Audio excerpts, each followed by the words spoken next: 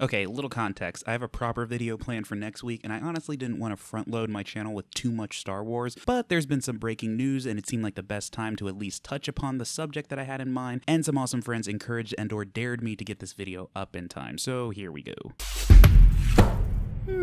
What am I thinking about today? So, Colin Trevorrow is out and no longer directing Star Wars Episode 9.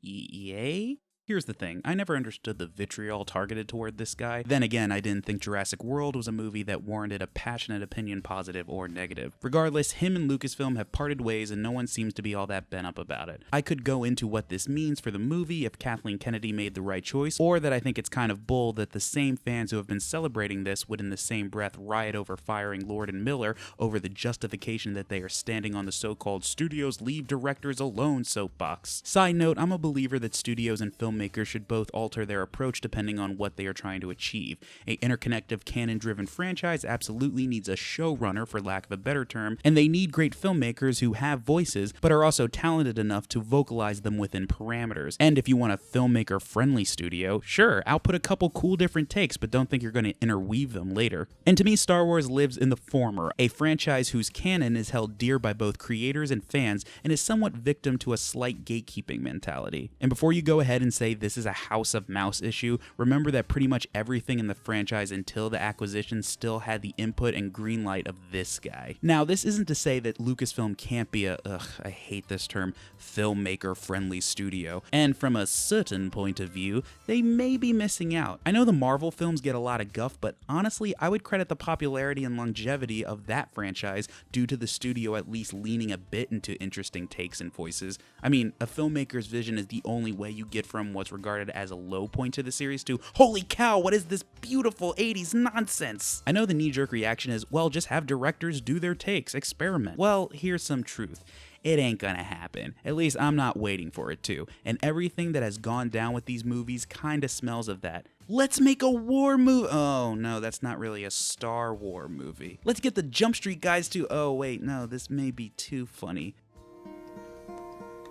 Hello, darkness, my old friend. I'm kind of apathetic about it. I'm fine with Star Wars just being Star Wars, and I'm not sold that theatrical genre mashups are in its future. My frustrations do lie in that Lucasfilm often feels too willing to treat directors as expendable, and while that kind of feels a little icky, I also couldn't tell you who I would want to direct a Star Wars, which made me think if Star Wars is even a director's medium, at least in the superficial sense, as in let's see this guy or gal's style in the galaxy far, far away. And if that's not Lucasfilm's thing, that's okay. Not every franchise has to be subject to those rules, but you do have to work with what you got. And if you aren't going to get us excited with a director or a style change, then you have to get us excited by your idea. The tricky part is that doing this is a Herculean task, but thankfully you have a brand name to boost you, so maybe it's more of a Spider-Man lifting up metal task. Regardless, it's hard to get people excited and completely on board solely on a log line. Personally, I'm not excited for an Obi-Wan movie, but you could sell me on some narrative ideas that could make it a bit more enticing.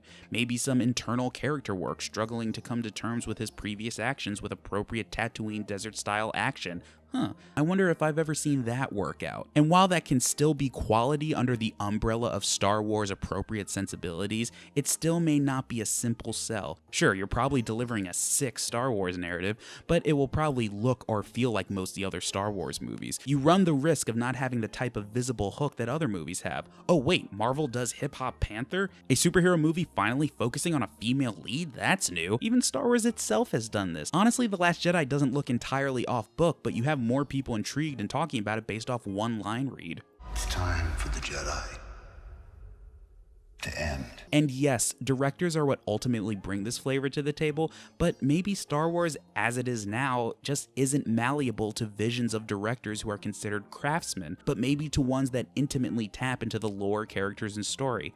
I like Rian Johnson's other movies, but I would be lying if I said he stood out to me as a stylistically notable filmmaker in comparison to others, which is fine. Hell, every time I hear him talk about The Last Jedi, I love him more. But granted, it's kinda easier for the saga films to be exciting. Even if they are a bit slavish thus far, moving forward with these new characters is at least inherently exciting. But aside from Trevorrow, whose situation may be due to other factors, the standalones is where the problems have been. Lucasfilm backed itself into a corner constantly retracting its director choices, and they could get out of that corner and get into the multiple vision game, but if not, then that's fine. Then get people who are just as comfortable in the corner with you. You don't have to pander to film fans or pretend to be open-minded by bringing on multiple visions. You can operate under the system and have people come in and play in your billion-dollar sandbox and have them know that's exactly what they're doing and turn out just as quality work. And from a fan of this stuff, either figure this out or play it a little bit closer to the chest, because this gatekeeping nonsense is not becoming.